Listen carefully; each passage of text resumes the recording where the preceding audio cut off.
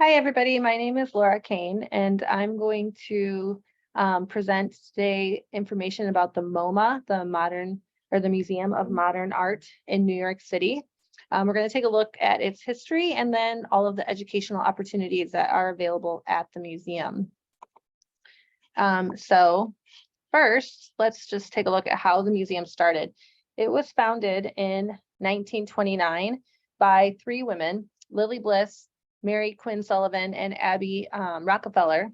They were the original pioneers of the museum. They wanted to change the idea of conservative views and this sort of artwork that was accepted among their social groups. They wanted to create a museum that was dedicated solely to modern art. That was, not quite as popular at the time. It was sort of frowned upon in a way. So while traveling in Europe, the women met and they realized they shared this passion for avant-garde art and modern art, and decided that they wanted to create this museum where this type of artwork would be celebrated. Their passion for educating the youth was also a big factor, especially Abby Rockefeller. She wanted to create a space where her own children would be able to view artwork that she felt they would be more engaged with versus the artwork that was popular at the time. So they started the museum in 1929, and the first director was Alfred H. Barr. He intended the museum to be dedicated to helping people understand and enjoy the visual arts of our time, and that it might provide New York with the greatest museum of modern art in the world. He generally had a teacher's way of thinking. He wanted to create a museum space that was focused on education and providing art that would be enjoyable for a wide range of people. So he thought a lot about diversity and different social groups and the people within the community as well as visitors. He wanted art to be enjoyable and an experience for all of those types of people. His goal was to create a museum that would be a learning opportunity for people of the community as well as visitors. The MoMA was an unexpected success, major enthusiasm amongst the public, and they had to actually move and grow. Over the first 10 years, they had 3 different locations to expand their space based on the vast collection of art that they had. And then during one of the major renovations, I believe this was in the year 2000, they opened a second location out in Queens that's now called MoMA PS1. It was originally just a temporary location, but it has remained open and has a lot of educational space, traveling exhibits, as well as displaying work from local artists. So now there are actually the 2 locations you can see here on the map that you could visit.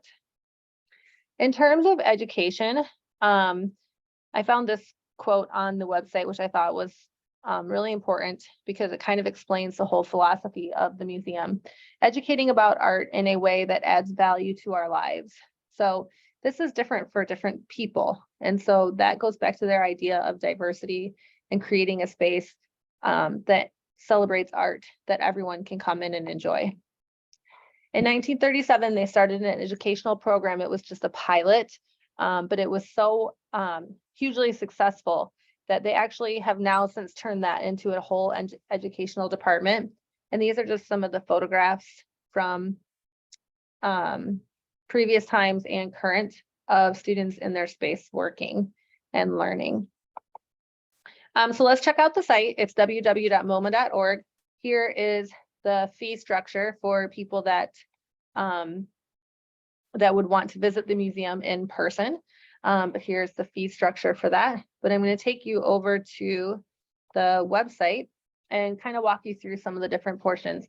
So the first tab here is if you want to visit the museum. So you can click on here. It's going to tell you about the restaurant. It's going to tell you about the pricing. If you want to reserve your tickets, maps, you can see maps in different languages.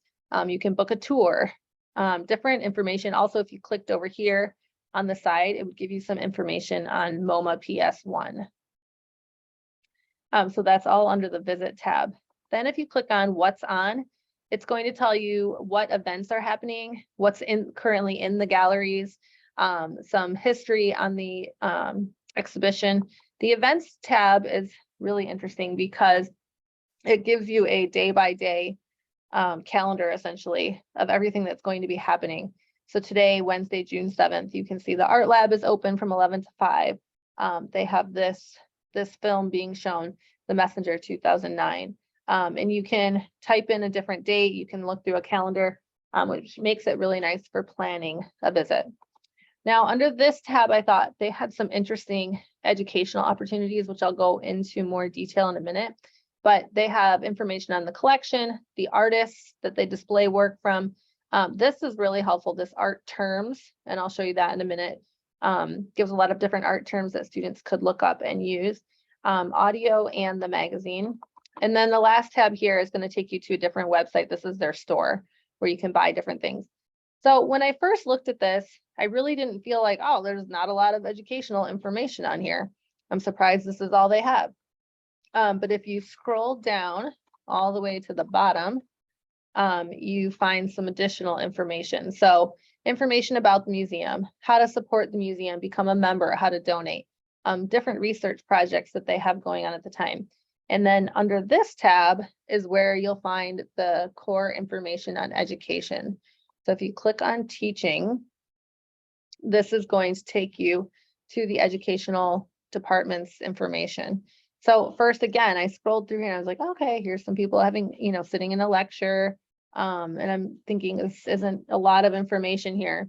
But if you keep scrolling down, this is where there's some really great tools that we as art educators could easily use in our classroom.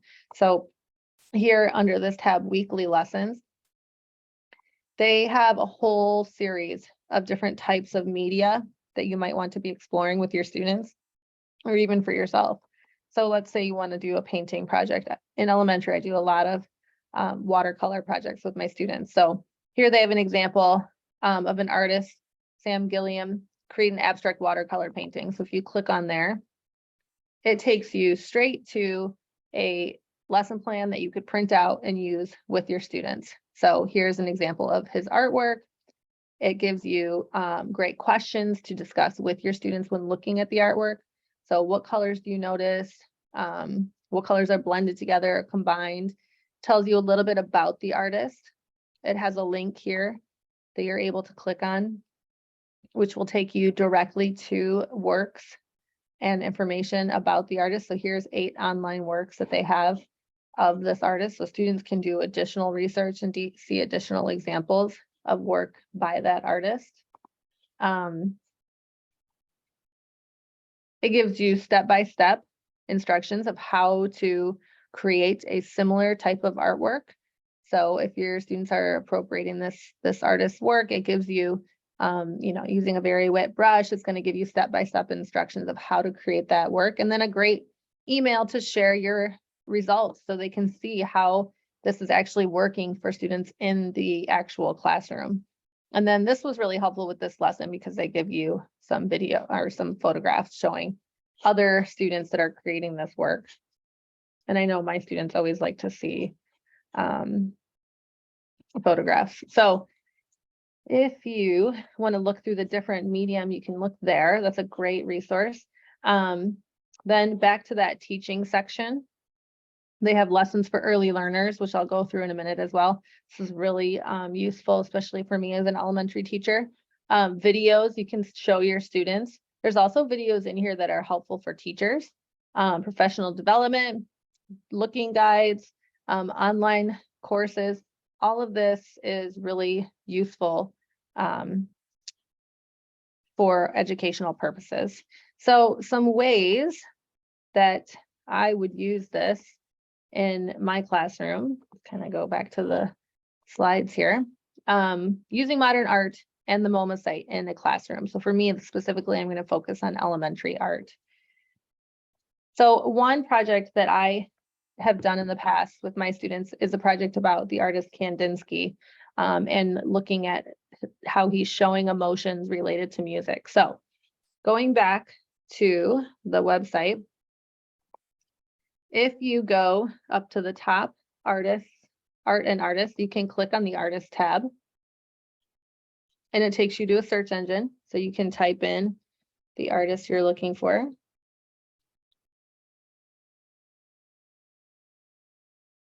Okay, and it will bring up different results.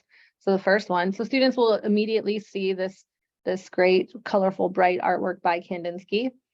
They can scroll down, they can read a little bit about the artist. They'll learn how he had a passion for music, how he was working with abstraction, how he tried to express emotions using abstraction.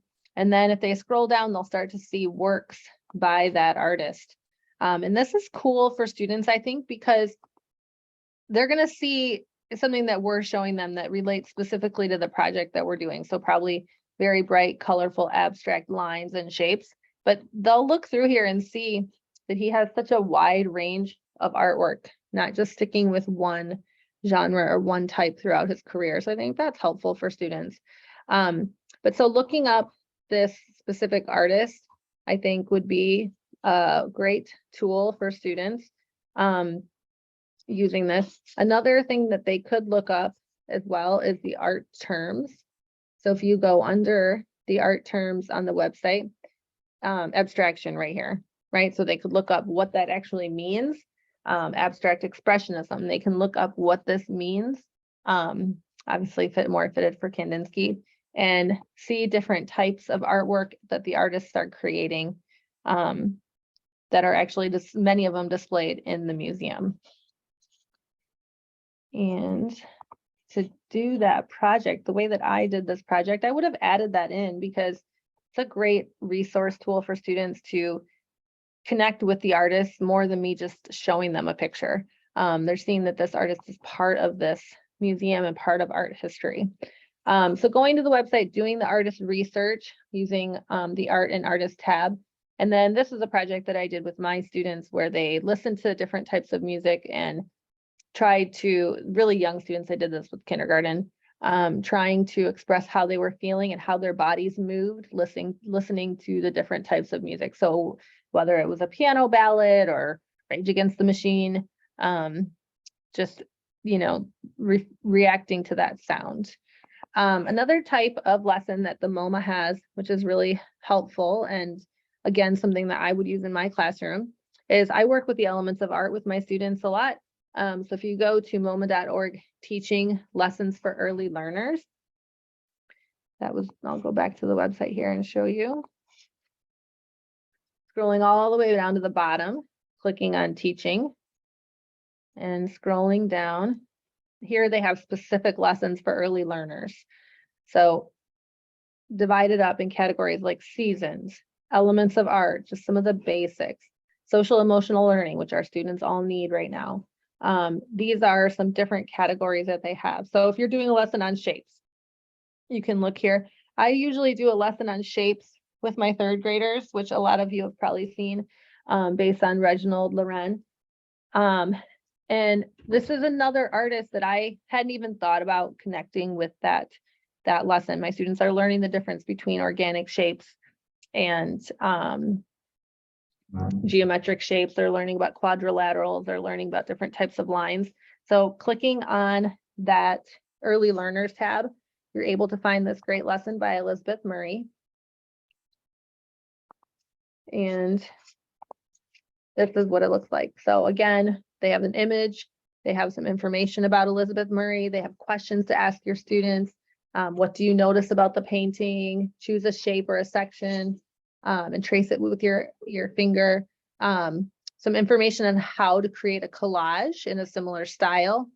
All these lessons are right there on the website. And so here's a project that I did with my students, doing a cut paper collage using those different kinds of shapes. Another lesson idea could be to do a virtual tour. Now, I didn't find on the website a really simple virtual tour of the entire space, probably because of how vast the collection is. But they do have what's called a looking guide. And this is really geared more for people that are visiting the museum in person. This is for the lower elementary grades 1 through 5. Elementary grades 1 through 5, which is great because it's mostly drawing, which will be really engaging for students. But this is if you were going to the museum.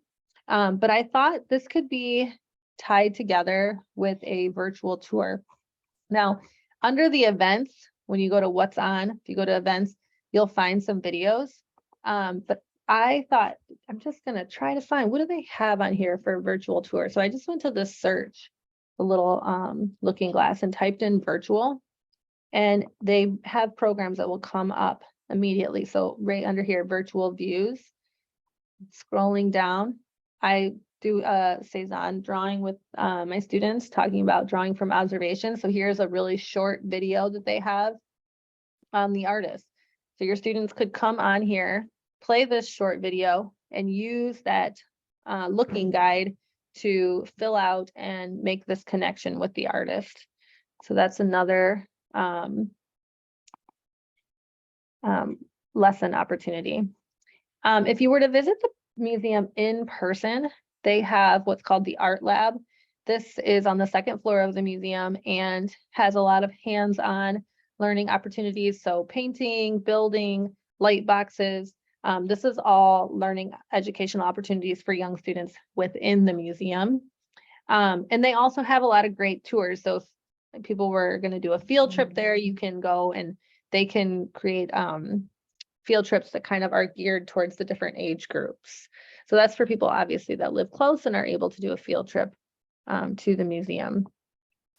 The last thing I wanted to go over for educational opportunities are the adult education. So I know for me, and probably for many of you as well, I'm often sitting in a professional development at school that has nothing to do with me.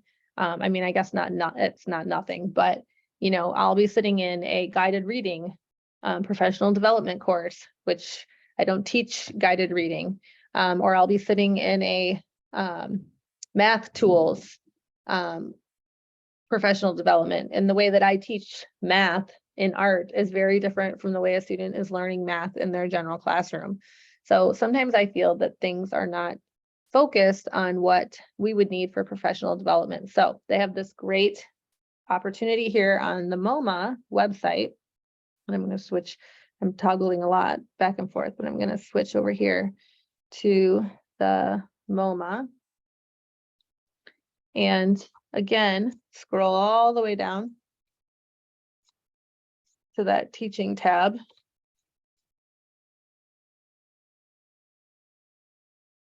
And on the teaching tab, they have professional development and online courses. Many of the online courses are actually free. So this will give you like a little synopsis of what the subject is about, but you could click here, register for this course, and it's enroll for free right here online. A lot of the courses are already pre-recorded, but they'll tell you what you could look to learn here. Some of them you're required to show up in person, but how many hours is going to take you to complete the level. This is 100% online. You'll get certificates for this.